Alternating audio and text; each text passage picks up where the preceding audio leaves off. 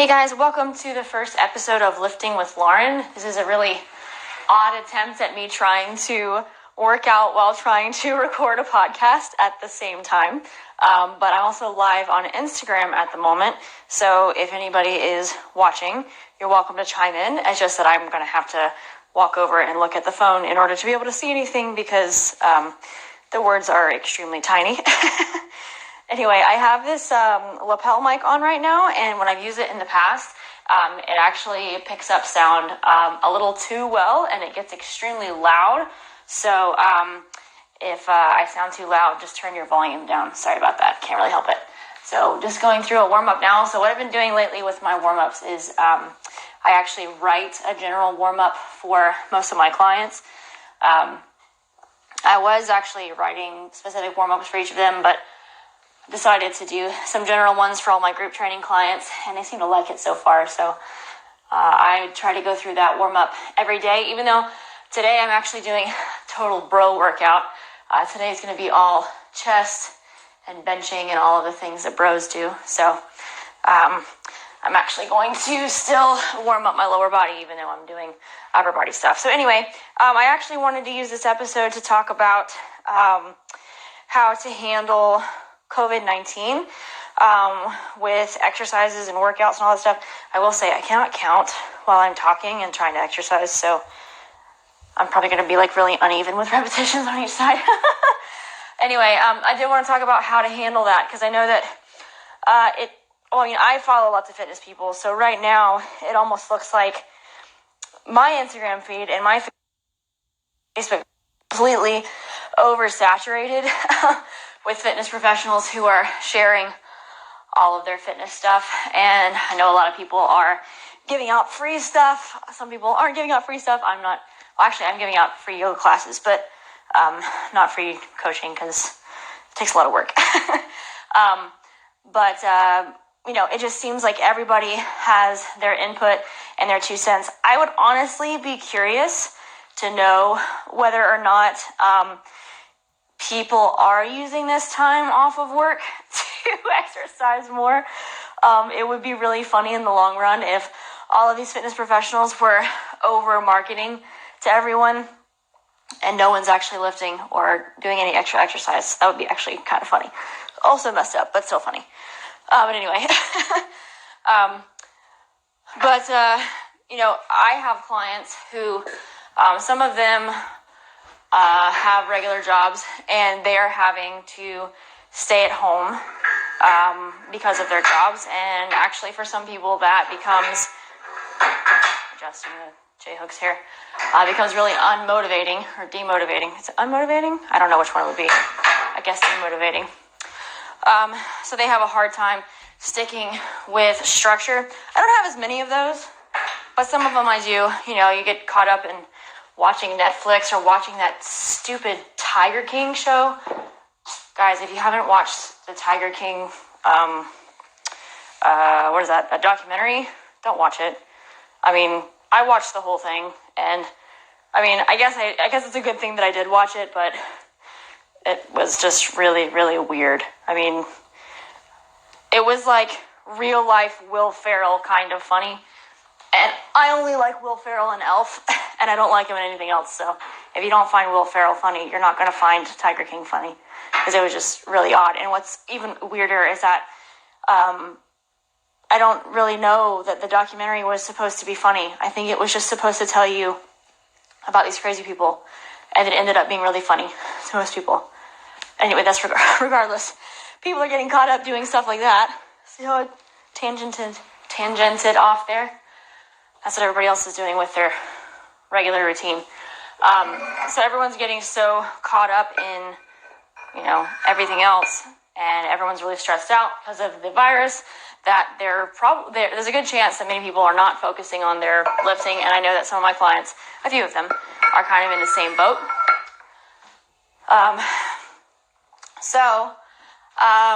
A few things for those people. So I'm just going to kind of list off some things that pop in my head as far as like structure. First of all, it does take an effort, because if you're just kind of being lazy and you are just going to be lazy, you're just going to be lazy, and it doesn't matter what plans you have. It's not going to change anything. But allowing yourself to have a normal daily routine and just being disciplined enough to stick with it, even if part of your daily structured routine is, I'm going to sit and watch Netflix for 4 hours. Okay, sure. If you have a schedule for yourself and you schedule in watching Netflix for whatever amount of time or hanging out with your family for whatever amount of time, dude, that's totally fine. But make sure that you've got some kind of a structure. So, in general, people will say that you should wake up and go to sleep at the same time every day. I did break that rule the other day. I stayed up really late working on a new project thing, but that's me. So anyway, if you can wake up at about the same time every day and have at least somewhat of a similar morning routine to when you go to work. By the way, the reason that I can talk and lift at the same time is because I lift like a little punk. I can't lift a lot of weight right now because I'm still gradually working on building back some strength after years of injury and lack of recovery and all that stuff. So have to do a lot better job at monitoring my recovery. I don't actually know how many reps that was, but anyway. So if you can try to wake up at around the same time every day and have a similar morning routine, that's a good start. And then what I've been doing is, because we can't work as much right now just because, we run a fitness facility and karate school. So we have not had in-person people. We have had some structure because we have online classes that we're having to teach. And I do have some clients that I have to, reach out to and interact with. So that gives me a little bit of structure. But the biggest thing that I have done is actually made a goal list. So I always had started doing this prior to COVID-19, but having a list of goals and trying to only focus on the goals that I want to accomplish for that specific week. So in this case, last week, I had only a couple focuses. General rule of thumb, if you have more than 3 priorities, you don't have any priorities because everything's all over the place. So you try to pick 3 things you're going to focus on the most. I'm actually trying to whittle it down to having one major project that I'm working on at a time. That was kind of my New Year's resolution. So my major projects for last week were getting virtual classes up and running for the karate school and helping my mom at her house because she had the week off and she wanted some help with some crap around the house. This week, my goals are going through my clothes and getting all of my clients up and running and scheduled for online check-ins because the majority of my clients actually all of my clients are now online. So everyone's doing my online group coaching rather than being in person because they can't come in. So trying to set up some times to check in with groups of them to make sure everybody's on track, to make sure that they are structured, especially for the ones who aren't able to go into work. So I feel like there's 2 extremes right now. There's the people, I don't know how many that was. Did you guys count? Maybe that was 8 or something. There are 2 extremes right now, I think. There's one group of people that, their structure is kind of ruined because of COVID-19, but the other group is people who their structure is ruined only because they are having to work themselves to death. And those are the ones I think that are, maybe they're not struggling the most, but I've talked to more of them because more of my clients are those folks. I've got some deployed military personnel that I work with. I've got some medical personnel, and they are having to work crazy hours to cover for people who are sick or whatever. And I actually kind of talked about this. I put up an Instagram post the other day about giving yourself a little bit of grace. That's kind of what I was talking about, is those people who are really overworked, they're really tired, and they're having a hard time sticking with any kind of structured exercise program. Sorry guys, this is definitely going to be all over the place because I'm trying to concentrate on what I'm doing and talking at the same time. So this is a lot harder than I thought it was going to be.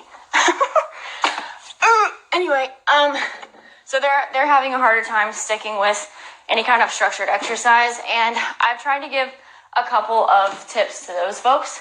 One other thing for people who are lacking structure at all, who aren't at work, get an accountability partner. So maybe you're working out with someone in your family, or maybe you're experimenting with new things, or maybe you're setting new goals.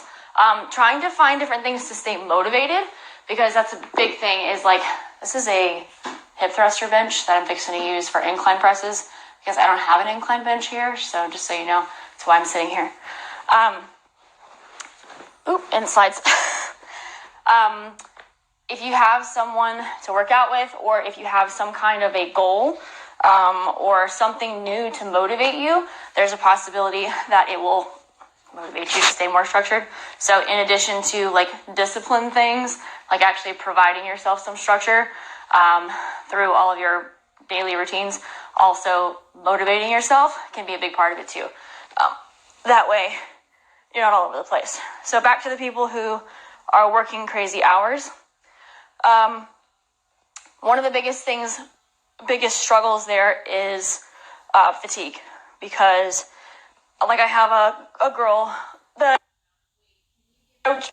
she works at a major medical facility, and they are having to work to cover people who are out sick. So people who have caught COVID-19 or other illnesses while at work. These medical personnel are having to cover longer shifts to take care of all that stuff. So they're already under a lot of stress because I got this crazy virus. But then they're even more tired now because they're having to work long hours. So the biggest thing is, number one, you gotta give yourself some rest. Okay, everyone else is getting a chance to rest during this time. You got to give yourself a chance to rest during this time, or you're never going to recover by the time that it's over and work schedules are back to normal. So give yourself a chance to actually take a rest break and, get enough sleep. All of that is a priority. Sleep and food are a priority over everything else after your work. Not after your work, like in priorities, but you mean after you're done with work. After that would be your exercise. So I've been telling a couple clients, try to implement a structure that creates new habits. So if the habit that you're trying to implement, I'm barefooted right now while I work out because I'm not using my legs, so it's fine. I'm not going to drop anything on my toes. If you can find a point in your schedule where you can schedule in exercise or some kind of physical activity, and it's like the same time every day, or it's associated with something else, that's going to be a great way for you to implement that habit. So, for example, the couple of clients I talked to is, hey, would you rather work out before work or after work? One of them said before work because she works night shifts. One of them said after work because she works day shifts. I said, okay, so then right when you get home, you have to do some kind of activity. Or right before you go to work, you've got to do some kind of activity. It could be a walk, it could be squats, it could be push-ups, it could be a whole workout that I've written you. Any of that is fine. But you have to commit to yourself and to me that you're going to do some kind of activity in that time slot. And it's not so much about how effective the workout is at this point. It's more about being able to create new habits. Somebody else who does a really good job at this is, if you listen to Dave Ramsey, he talks about financial stuff, and he has a certain order that he has people work on their finances. So he talks about what was the first one? The first one is paying off debts from smallest to largest, not in order of interest rate, but in order of the actual size of the debt. And he said the reason for that is not because it's going to save you the most money during that time frame, or as far as those debts go. It's not that you're going to save more money by paying off the lowest to the highest amount first, regardless of interest rate. It's that you're actually changing your habits. So you're getting yourself into a habit of You're changing your habits when it comes to money. So if you're better at managing your money and you're better at attacking debt, then in the long term, you're going to be better off overall, because that's the approach that you take. That debt is bad. You don't want to have any debt, so you're approaching it from that perspective. So he's looking at more of habit change. That was kind of a rabbit trail, but he's looking at habit change. So that's kind of what I'm trying to push with my clients right now, is this is a time for us to work on your habits. How can we implement certain things into your daily structure that are just a given? You know, like for me, I hate brushing my teeth. I really do. But I do it right before I go to bed. That's the thing that I do before I go to bed. Those two things are associated. I have to go to bed. That's just a given. I have to go to sleep. So one step back from that, I got to brush my teeth before I go to bed. So I'm associating a thing that I have to do all the time with a habit that I really should do all the time. Yeah, not karate, because this is not actually a karate page. That was an Instagram thing. So that's what I'm trying to do with the exercise stuff. So that's kind of a start. I'm trying to do flies now. That's a start for everybody. And then what I usually find is that when people, I've done this before with people, when they stick to that kind of structure, it actually makes you feel really good. And that's the kind of what Dave Ramsey's approach is too, is that if you can stick with that habit that's associated with something that you have to do, it actually makes you feel really good. So whenever you get those small steps under control, it actually makes you feel really good in the long term, because you have now accomplished small things. So basically small steps along the ladder. You've been able to accomplish those small things. Now you can tackle bigger tasks. It's more of like building self-efficacy. So if I can have a client who knows, like, okay, I've got myself this structure, this habit. I know that I'm going to be doing this thing before I go to do the thing that I have to do. And then all of a sudden it becomes easier to stay in that habit. It becomes easier to do bigger things. So now a walk becomes a set of squats. A set of squats becomes squats and push-ups. Squats and push-ups becomes a home workout. That home workout becomes, I actually go to the gym and do a workout before I go to work. And then that going to the gym workout becomes, I'm actually lifting pretty heavy, taking a shower, and then going to work. But now I really enjoy it at this point. So kind of slowly building on those habits. Some people are able to accomplish that stuff pretty quickly, and they don't actually need that many baby steps. But that's kind of the baby step approach I take with a lot of different clients. So that's one thing if you're being overworked right now. For pre-workout, I've been drinking Gatorade with creatine. Highly recommend, except that my tongue is blue. So every time I film something, I look like I have a black hole in my face. The next major one is anything related to nutrition. So if you've been working all those crazy shifts, or you've been working really hard now that COVID-19 is around, and you're in that group of people that is overworking yourself, nutrition becomes really hard. So, does anybody know how many sets that I just did? Did I do 2? I may have been 1. I'm going to do another one. Not paying attention. So, with nutrition, it's hard because sometimes you don't have time to cook all of your food. I just hit that, so that probably sounded bad. Sometimes you don't have time to cook all of your food. So that's definitely harder when you're having to eat out. The other thing is, like, if you're logging your meals in some way, you're trying to log your nutrition, that is kind of a laborious task. And there are ways to get around that, to still keep track of your nutrition without feeling like it's overwhelming you. But still, sometimes that task is really daunting. And I think people have only so much mental effort and self-control throughout the day, which the self-control thing has been proved through studies. But some people have only so much effort that they can put into everything throughout the day. And if their mental faculties are being drained because they're going to work all the time, then that's going to make it a lot harder to keep track of meals. That's honestly insignificant compared to being able to just go to work. Lives are at risk because you're a medical staff, whatever. So that doesn't become as important. So I kind of take the same approach with people with that as well. If you're working on your nutrition, somebody just pulled up outside, go away. If you're trying to work on your nutrition during this time, Then same thing, maybe just select like one habit or two habits that you can focus on consistently. So let's see. I have some clients right now who their major goal is just increasing their vegetable intake. So nothing major. It doesn't really matter what form the vegetables come in. It doesn't matter if they make the vegetables themselves, if they buy them from a restaurant that is doing takeout, obviously, because you can't be in a restaurant right now. But any of that is fine. I just want to see them actually increasing the amount of vegetables that they're taking in. So interesting debate here. So kind of going back to the establishing long-lasting habits. When I was in college, my favorite professor, Dr. Valdez, she said that she would rather see a client implement eating vegetables, even if they were prepared in a way that was technically unhealthy, rather than see them not eat them at all. So, for example, if someone was eating vegetables and they wanted to slather them with butter, then, well, at least they're eating vegetables. If they were going to fry them, or like I said, maybe they got them from a restaurant, they don't know what's in them.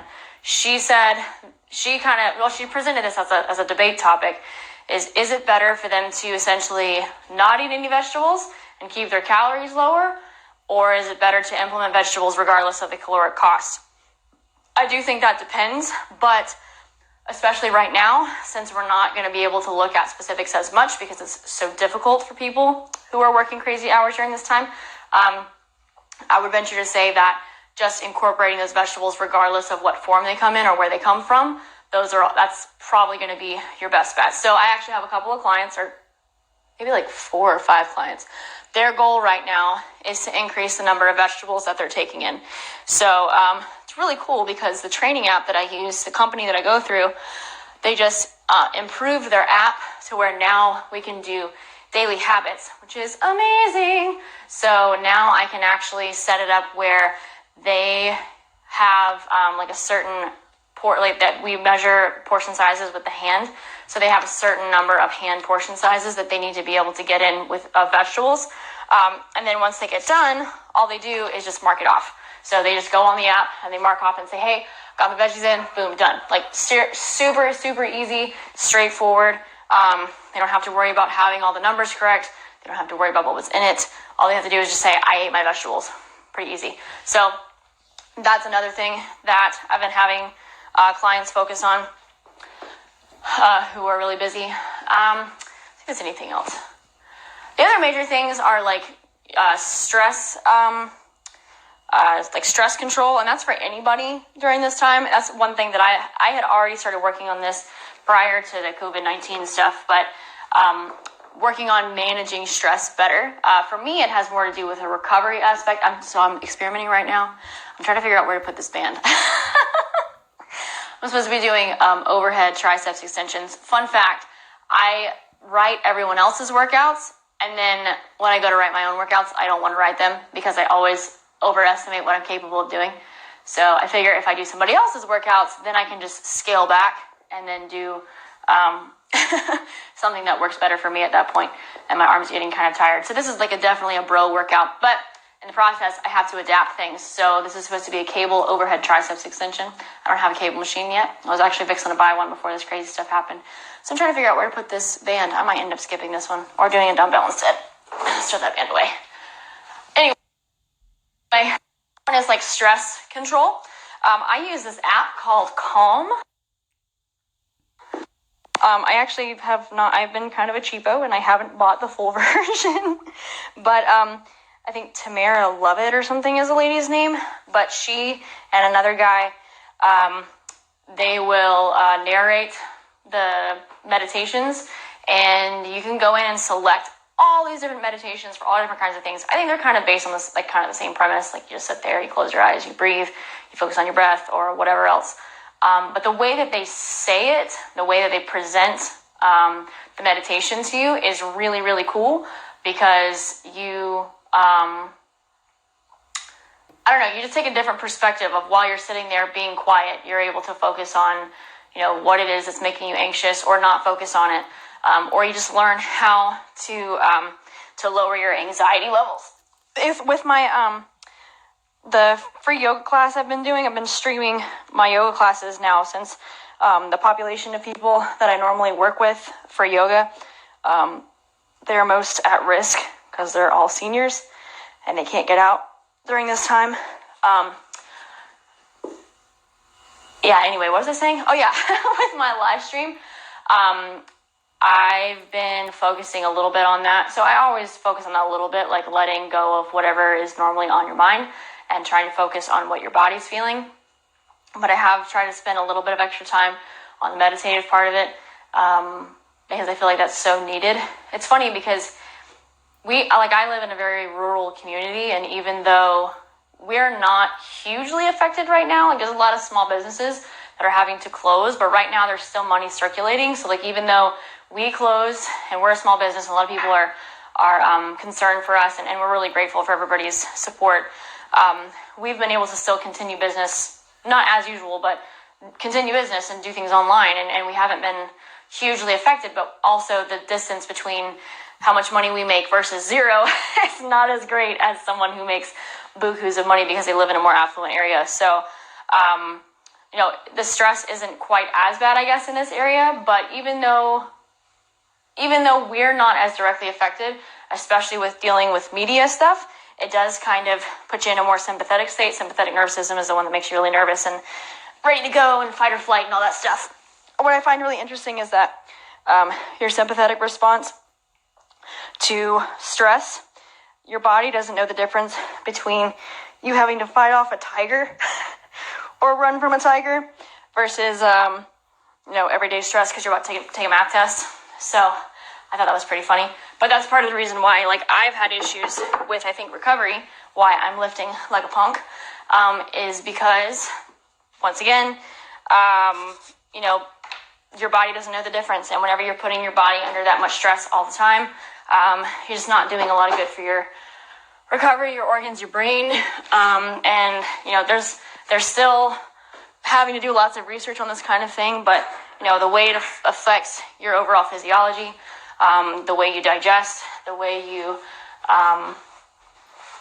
store fat or burn fat or metabolize, the amount of energy that you have, your NEAT, your non-exercise activity thermogenesis, those are all factors that are related to stress. So if you can keep your stress down, then all of those are better off. So trying to manage stress during this time is important.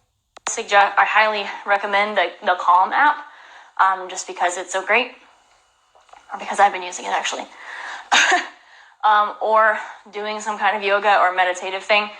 Other stuff that we've been doing is, your outdoors social distancing. In Florida right now, we're not prohibited from going outside or anything like that. So a lot of people are going boating.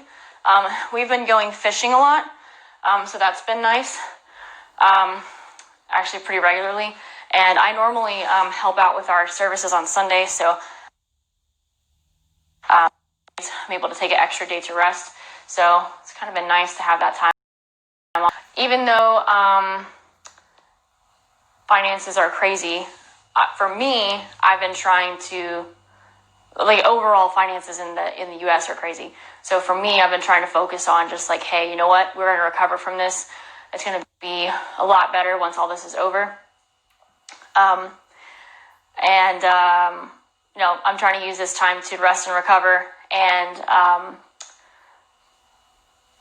I guess overall, not reevaluate what I'm doing, but just get better at my business. Do things like this really odd podcast where I'm trying to work out and talk and keep my train of thought all at the same time. Using this time for the best. And maybe listening to people who are doing that well. Maybe that's another idea for people. If you're under a lot of stress, why don't you follow people or listen to people who aren't going to overstress you about where are all the ventilators and,